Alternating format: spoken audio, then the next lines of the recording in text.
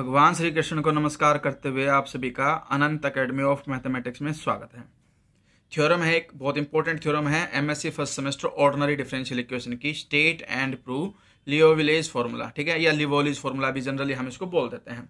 तो स्टेटमेंट समझिए सबसे पहले इसकी कि let A T B N N cross N continuous matrix on N interval I is equal to में A to B. I interval है A to B, A T जो है आपके पास वो एन क्रॉस एन यानी कि square matrix of order N है। Continuous matrix का मतलब हमारे पास ये होगा कि उसके अंदर जितने भी एलिमेंट है वो सारे के सारे फंक्शन है और सभी फंक्शन इस इंटरवल में डिफाइन है, कोई भी सिंगल फंक्शन भी नॉट डिफाइंड नहीं है, तब आपके पास मैट्रिक्स क्या कहलाएगी, कॉन्टिन्यूअस। एंड सपोज इसको हम फाई बोलते हैं अभी, वैसे तो ये सेपरेट फंक्शन, आप साई वगैरह कुछ और भी डिजाइन ले सकते हो, लेकिन suppose this is a matrix of functions on I satisfies phi dash T is equal to में A T phi T, T belongs to I. ये इक्वेशन 1 है, यानी कि लीनियर होमोजीनियस इक्वेशन ही लिखी गई है जहां पर ये आपके पास मैट्रिक्स ऑफ फंक्शन है और इस इक्वेशन को सेटिस्फाई करेगा। Then determinant of I satisfies on I, then first order equation derivative of determinant is equal to trace of A T determinant of phi, यानी कि जो हमारे पास डेरिवेटिव आएगा डिटर्मिनेंट का वो इक्वल होगा डिटर्मिनेंट ऑफ फाई को प्रोडक्ट कर दोगे trace of A T. A T यहाँ पे मैट्रिक्स है ही, उसका ट्रेस निकालोगे आप और उसको डिटर्मिनेंट ऑफ फाई से मल्टीप्लाई करोगे तब डेरिवेटिव आएगा। 10 for T belongs to I, ये इक्वेशन 2 हो चुकी थी आपकी। अब लास्ट में आते ही डिटर्मिनेंट फाई टी, उसका हम डेरिवेटिव करेंगे और वो किसके इक्वल शो करना है हमें, determinant of phi T into E X P का मतलब यहाँ पे e की पावर में है आपके पास t0 to T T R A T D T, यानी कि trace of matrix A T का इंटीग्रेशन करना है विद रिस्पेक्ट टू टी करना है, लिमिट उसकी होगी t0 से t, और ये आपके पास इक्वेशन 3। तो ये तो स्टेटमेंट है। अब हम आते हैं मेन प्रूफ पे। देखिए सबसे पहले तो जो फाई टी थी वो एक एन क्रॉस एन की मैट्रिक्स बोली गई है। अब उसको हम एन क्रॉस एन की मैट्रिक्स लेंगे जिसमें एलिमेंट होंगे phi I J of T, यानी कि फंक्शन है 1 फर्स्ट रो फर्स्ट कॉलम का जो है वो फाई टी होगा आपके पास, फिर उसी तरह से 5 1 2 5 1 3 5 1 एंड अप जो भी है हमारे पास एलिमेंट वो सारे के सारे टी के फंक्शन हैं। उसी तरह से हमारे पास एक और मैट्रिक्स आएगी ए टी, जिसको हम इस तरह से डिनोट करेंगे A I J T. Phi T तो आपके पास फाई आई जे टी से डिनोट होगा और ए टी आपका small A I J T से डिनोट होगा, दोनों ही एन क्रॉस एन मैट्रिक्स होंगी। अब phi dash T is equal to हमारे पास क्या है, A T phi T implies, यानी कि जो इक्वेशन 1 गिवन थी हमारे पास लीनियर होमोजेनियस इक्वेशन, उसको ही लिख दिया गया है यहाँ पे। अब हम आगे बढ़ते हैं, इसके अंदर इन दोनों का प्रोडक्ट, यानी कि ये ए टी है और ये आपका फाई टी है, इन दोनों का प्रोडक्ट किया गया है। और वो कैसे होगा उसे देखिए।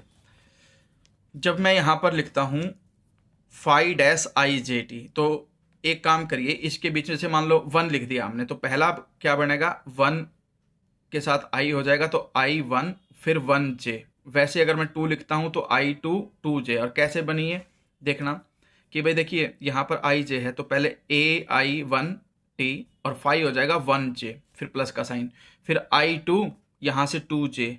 तो इसी तरह से आगे जो केस आएगा आपके पास ए आई 3, ठीक है, इंटू फाई 2 जो है आपके पास यहाँ पे क्या है आई 3 है ना, तो यहाँ पे 3 आएगा 3 जे ऑफ टी। तो इस तरह से ये ब्रेक होता जा रहा है और लास्ट में आई एन और एन जे, ठीक है। ये जो चीज है फाई डैश आई जे को डिनोट करने का एक पैटर्न दिया गया है और आई और जे की वैल्यू 1 to n तक जाएंगे आपके पास।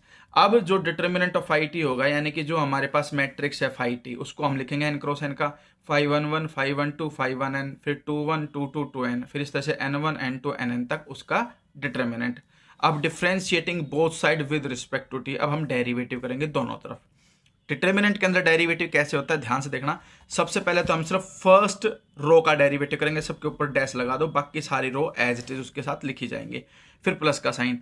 अब सेकंड वाली जो रो है उसके ऊपर डेरिवेटिव के साइन लगा दो, phi 2 1 dash, phi 2 2 dash and phi 2 dash 2 n, ठीक है, और बाकी सारी जो रोज है वो एज इट इज। और लास्ट में चलते चलते nth वाले केस के अंदर nth वाले के डेरिवेटिव होंगे, यानी कि जो nth रो है सिर्फ उसका डेरिवेटिव होगा, बाकी सारी रो एज इट इज लिखी जाएंगी। और इनको हम स्मॉल करने के लिए del 1 del 2 del n से डिनोट करेंगे, जहां पर del i से हमारा मतलब होगा कि जो ith रो है सिर्फ उसका डेरिवेटिव, बाकी सारी रो एज इट इज है। देखिए first row as it is, second row as it is, nth row as it is, सिर्फ ith रो के ऊपर डैश लगाया गया, इसका मतलब ये है, ठीक है, अब हम चलते हैं नेक्स्ट स्टेप में। अब del 1 का मतलब फर्स्ट वाले में आ गई। अब यहाँ पर डेरिवेटिव आ रहा है, देखिए फाई डैश 1 है। अब बीच में हम एक जनरल केस ले लेते हैं, 1 है तो 1k और फिर 1, तो a के साथ तो आ जाएगा 1k और फाई के साथ आ जाएगा आपके पास k1, ये कंडीशन बनेगी आपके पास। ठीक है, तो यहीं पर ये कंडीशन बनी कि a_i_k_t और फाई k, सॉरी 1 है ये, 1k_t और फाई k1t, और समेशन लगा दिया, k की वैल्यू 1 से लेकर के n तक जाएगी। जो मैंने ये वाला फॉर्मूला हमने पीछे लिखा था ना कि फाई डैश i_j_t को हम कैसे लिख सकते हैं, वो समेशन करके उस फॉर्म में लिखा गया। सेम टू सेम वे में 1 2 है यहाँ पे, तो 1 से k तक, k से 2 तक, फिर 1n वाले केस में 1 से k तक, k से n तक, और सबका समेशन ये लगेगा ही। ठीक है, उसके अलावा बाकी की सारी रो एज इट इज है, क्योंकि सिर्फ डेरिवेटिव फर्स्ट रो में है हमारा। अब हम क्या करेंगे, जो फर्स्ट रो है उसमें से, जैसे सेकंड रो है, सेकंड रो को मल्टीप्लाई करेंगे, देखिए यहाँ पे 2 1 है तो 1 2 से मल्टीप्लाई करेंगे। थर्ड रो में 3 1 आएगा तो 1 3 से मल्टीप्लाई करेंगे, और nth रो में n 1 है तो हम इसको मल्टीप्लाई करेंगे a1n से। ठीक है, तो इस तरह से 1 2 t r2 मल्टीप्लाई हुआ, r3 जो है 1 3 से मल्टीप्लाई हुआ, और इसी तरह से जो rn है वो a1n से मल्टीप्लाई होगा। और हम क्या करेंगे, r1 में से सब्ट्रैक्ट कर देंगे। सब्ट्रैक्ट करने का मतलब है कि सिर्फ 1 1 और 5 1 1 बचेगा, बाकी उसके बाद वाली जो सारी हैं वो सब सब्ट्रैक्ट होके कट जाएंगे, हट जाएंगे, क्योंकि एक प्लस आएगा, पहले वाले में सारे प्लस के हैं, ये सारे माइनस के हो जाएंगे, वो सारे एक दूसरे से कट जाएंगे। सिर्फ 1 1 और 5 1 1 वाला केस आपके पास बचेगा। इसमें आपके पास बचेगा 1 1 और 1 2 वाला केस बचेगा इसके अंदर, क्योंकि फर्स्ट रो है और यहाँ पर कॉलम जो है आपका सेकेंड है। फिर इसी तरह से 1 1 1 nt वाला बचेगा, बाकी सब कट जाएंगे। ठीक है, तो ये आपके पास आ गया del 1। अब हम क्या करते हैं, del 1 को अगर हम ध्यान से देखें तो हमारे पास फर्स्ट रो में से a11 कॉमन है, बाकी जो बच गया वो फाई t का डिटर्मिनेंट है। तो सिमिलरली फाई 2 का मतलब है a22t common determinant of phi t। फिर del 3 का मतलब होगा a33 determinant of phi t। ठीक है, समझ गए ना, क्योंकि देखिए फर्स्ट रो में ये जो एलिमेंट है ये सभी में है, और डिटर्मिनेंट के अंदर हम किसी भी एक रो से कॉमन ले सकते हैं। तो ये a11t हमने कॉमन ले लिया बाहर, और जो बच गया वो हमारे पास डिटर्मिनेंट ऑफ फाई t है। तो इसी तरह से del 2 del 3 और n वाले में क्या आ जाएगा, a_n_n_t determinant of phi t। Hence equation 4 implies, अब जो इक्वेशन 4 थी, जैसे कि डिटर्मिनेंट ऑफ फाई का डेरिवेटिव था, उसमें हमारे पास कंडीशन क्या बन जाएगी, del 1 plus del 2 plus del 3 plus del n तक गए थे, तो उन सबको ऐड करने का मतलब ये है कि भाई आपके पास फाई t सभी में कॉमन है, तो a11 plus a22 plus a33 plus a_n_n ये बचेगा, डिटर्मिनेंट ऑफ फाई सब में कॉमन आ गया। अब इसका मतलब है ट्रेस ऑफ मैट्रिक्स AT। ठीक है, ट्रेस ऑफ मैट्रिक्स ये a11 2 2 nn यानी कि डायगोनल एलिमेंट्स एक साथ प्लस करके लिख जाए, वो ट्रेस कहलाता है। ठीक है, तो विच प्रूव्स इक्वेशन 2, और ये इक्वेशन 2 हमारी वेरीफाई होगी। अब हम चलते हैं नेक्स्ट थर्ड इक्वेशन को प्रूव करने के लिए।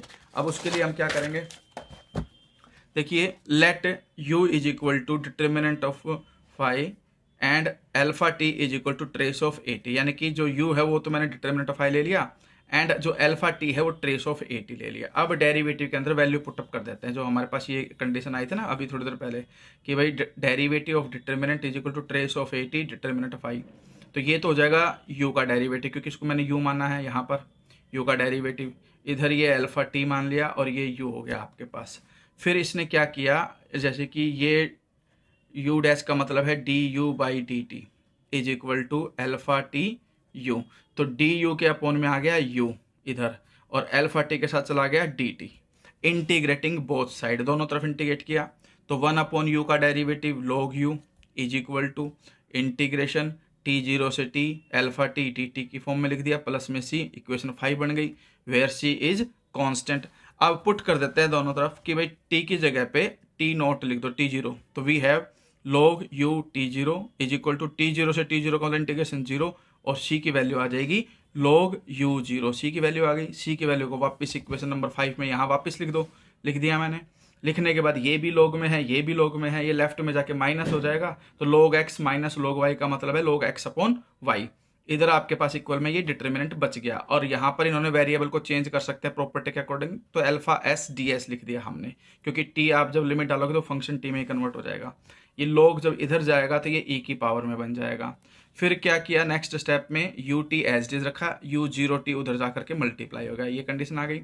तो डिटर्मिनेंट ऑफ ut का मतलब था determinant of it is equal to में ut0 का मतलब डिटर्मिनेंट ऑफ it0, ये exp integration t0 to t trace of as ds, क्योंकि ये जो है ये ट्रेस ऑफ as है और ds है ही आपके पास, यही हमें इसमें वेरीफाई करना था।